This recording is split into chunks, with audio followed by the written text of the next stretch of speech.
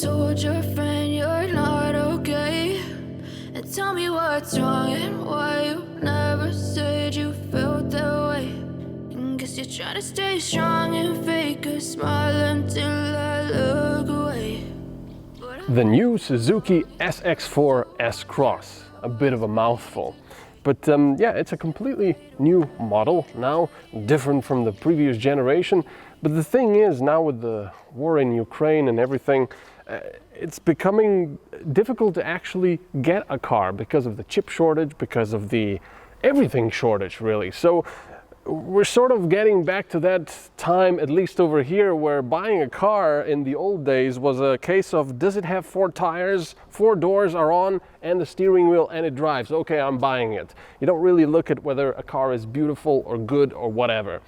But yeah, anyway, this is a lot different now from the previous generation, a lot more modern, a lot bigger. It looks a lot beefier, especially with this front mask. It's a lot higher. The rear has combination LED lights. The front has LEDs here. I think it looks a lot better than it did before. A lot more modern, and of course, a larger SUV type thing. Today, I promise that I've never felt this way. I really hope that you will choose to stay through all the pain. I know you told your friend you're not okay. The car had swapped its curves for more modern, straight lines, which will get attention. And yes, when I saw the new S-Cross for the first time, I was impressed by its looks. But I've known you too long, it hurts to watch your blue eyes fade to gray as you fade away. The rear now sports larger combination LEDs, which are covered with transparent plastic. So I'm thinking they're going to run out of space, of real estate over here to put things on, because this is a Suzuki SX4-SCROSS hybrid, because all of Suzuki's models are now mild hybrids, have been for a little while anyway, all grip, so all-wheel drive. So there's a little bit more space here left. But anyway, it's got these combination LED lights, which I think look very, very snazzy, especially with this transparent plastic over the top, and you've got this these details over the entire trunk.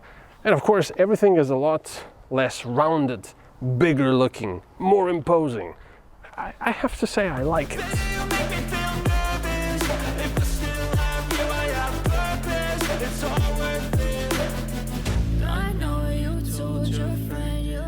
The interior had seen much fewer changes. The instruments are identical, so is the steering wheel and climate controls. The infotainment screen, though, is new.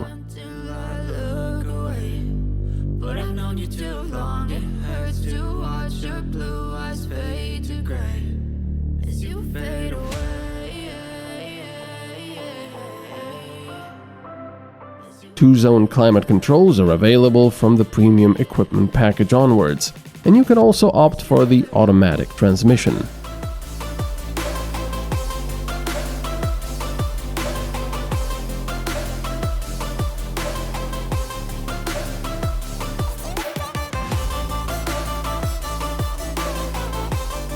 The all-wheel drive button is the same as before and allows you to choose various driving modes for adverse road conditions. I know you told your friend you're not okay. And tell me what's wrong and why you never said you felt that way. Infotainment graphics are completely new now, nicer and clearer. The system offers everything you'd expect, from Bluetooth connectivity, navigation, DAB radio, various settings, and a 3D view of the surrounding area with the help of the exterior cameras, which is especially useful for the few times you might be off-roading. Never said you felt that way. And guess you're trying to stay strong and fake a smile until I look away. But I've known you too long, it hurts to watch your blue eyes fade to gray as you fade away.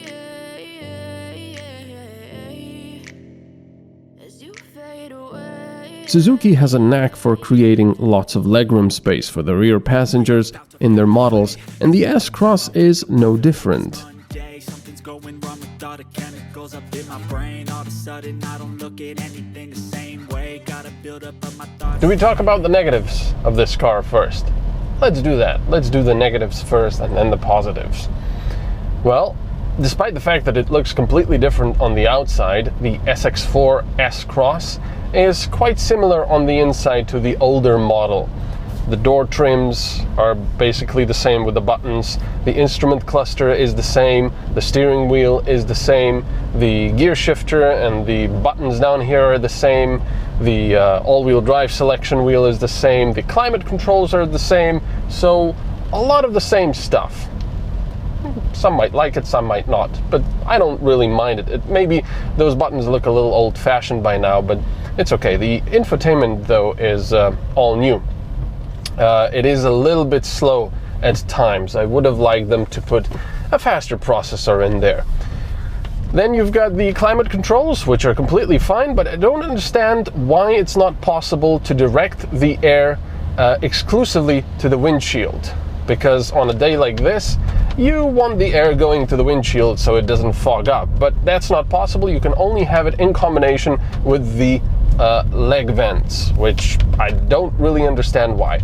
Also, a minor thing, the automatic windows, the electric windows, it's only automatic on this side, on the driver's side. All the others, you have to hold the buttons.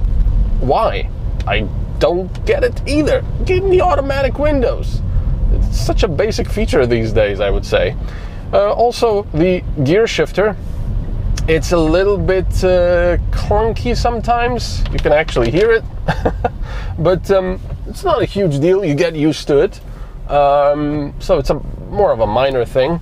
And the steering wheel is very soft. The servo, that is very soft, which is nice. But at higher speeds and on windy roads, you would like a bit more feedback in the steering wheel. The good news, though, is that there's quite a lot of good about this car. In fact, I would say that all the good parts really do outweigh the bad parts by quite a lot. First of all, well, you already know what I think about the looks. I think it looks pretty fantastic. I think they nailed it with this look. It looks more modern, bigger, nicer. Secondly, as we all know, this is basically the same drive now, the all-wheel drive. It is quite capable. It is quite a capable mild off-roader. Even a little more than that, I would say. It doesn't have a reductor in there, but it does have all-wheel drive, obviously, which you can set however you like. So 50-50 split can be achieved. And apparently you can also lock an electronic differential.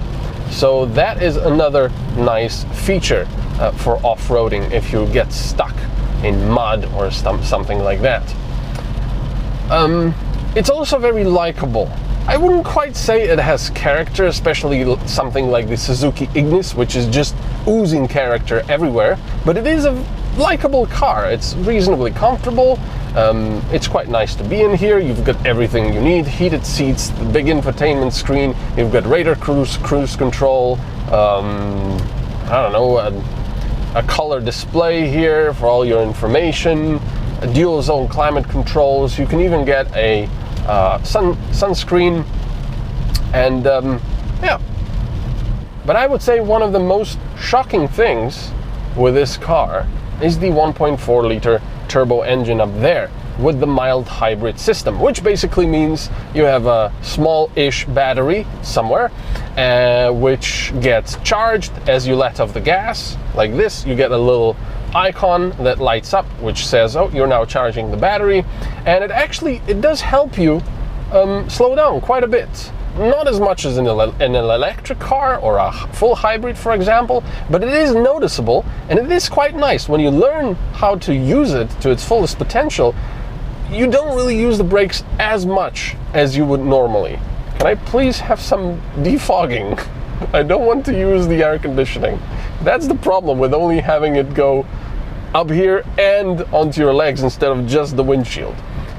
Anyway, the 1.4, I usually scoff at tiny engines or smaller engines that claim to be powerful yet economical. You never get both.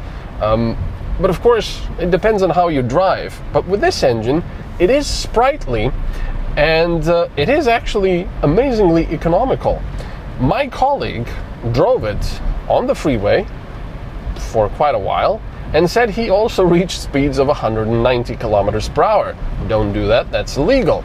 But his average fuel consumption at the end was 6.3 liters per 100 kilometers. I was like, how? That's not possible with a 1.4 and all-wheel drive. But it is, because when I drove it very economically off the freeway, my lowest consumption was 4.1 liters per 100 kilometers, and I think if I was a bit more careful, I could get it even lower still. Right now it's 4.7 because I've been driving and recording this and having a little bit of fun, but 4.1, I'm below 5 liters on a gas engine with all-wheel drive. That is fantastic. What is my verdict at the end? Well, I knew I would like it because I like most of Suzuki's cars. They're very likable, somewhat simple, I suppose, because of old school buttons and Japanese tricks. And you don't get the latest and the greatest of everything, but again, you've got cruise control, an infotainment screen and all of that, but they are just likable, reasonably priced all-wheel drive cars. Of course, you can get non-all-wheel drive models, you can even get an automatic here as well and such, but you know, it sort of, for me, Suzuki cars are all about these small all-wheel drive capable cars, and this one is no different. I love how it looks outside. It is quite fun to drive, especially with this engine. The fuel consumption is mind-bogglingly low. I'm not really sure what it's running on. It must be running on half fuel and half dark matter, I guess. And you know, I like it. I like it. I just wish it would have more character, just like the Ignis. But that's fine. This is a nice car. The new SX4-SCROSS starts at just over 21,000 euros. For the top-of-the-line model with all-wheel drive and automatic transmission, you'll be paying 29,000 euros.